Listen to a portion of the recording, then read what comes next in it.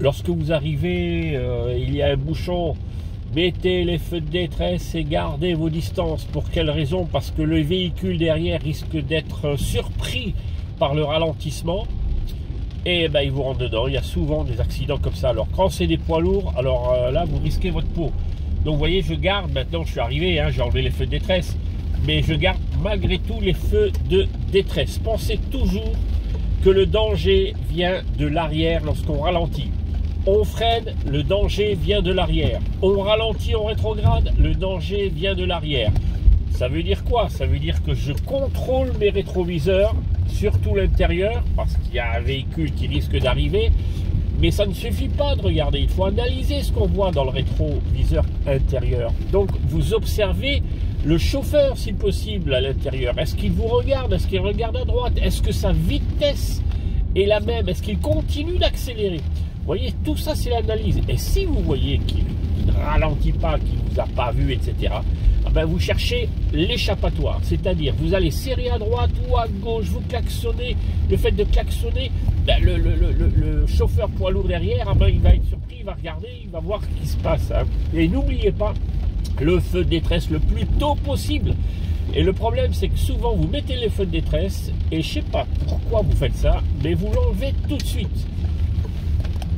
Il ne faut jamais l'enlever tout de suite. Prenez le temps avant d'enlever le feu de détresse. Voilà une petite vidéo pour vous enseigner la sécurité pour les ralentissements. N'oubliez pas. Et lorsqu'il pleut, puisque vous passez bientôt le permis, n'oubliez pas les essuie-glaces. Bon, moi, exprès, je les enlève pour vous montrer ce qui se passe quand on ne met pas les essuie-glaces. L'inspecteur risque de vous dire monsieur, mettez les essuie-glaces, ou bien il va vous dire, il y a certains inspecteurs qui vont vous dire, oh, se croirait dans un aquarium. Et vous risquez de répondre, oui, c'est vrai, il pleut, on se croirait dans un aquarium. Mais monsieur, je vous dis, un aquarium, ça veut dire qu'il faut mettre les feux de détresse, et là, qu'il faut mettre les essuie-glaces. Et alors là, il vous enlève un point sur l'utilisation des commandes. Vous voyez là, je vois, mais c'est pas net, hein, il faut pas regarder comme ça. Allez, on va se faire un petit créneau pour terminer en beauté. Alors l'erreur que vous faites, vous vous mettez ou trop loin ou trop près du véhicule. Je m'arrête à peu près au niveau du rétroviseur, je regarde devant, derrière, je prends mon temps, hein. Et lorsque je vois le bout de la voiture, puisqu'il y a de l'espace derrière au milieu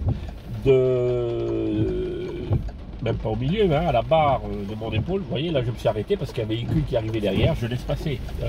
Si j'avais continué la manœuvre, c'était foutu le permis. Et là je suis à 45 degrés, hop, je braque à gauche. Et je regarde mon rétroviseur et je manipule le volant, éventuellement je braque à droite, à gauche, à droite, à gauche. Voilà, vous voyez, j'ai pris de la marche parce que mon repère c'était l'arrière du véhicule, donc où je veux faire le créneau, au niveau de ma barre de la portière droite, là, ici, donc à côté de mon épaule. Et ensuite j'avance, point mort, frein à main, je lâche les pédales, vous voyez. Ça se fait en 3-4 secondes un créneau, hein. Hop, on regarde, on fait pas le malin, on essaie de jouer la sécurité.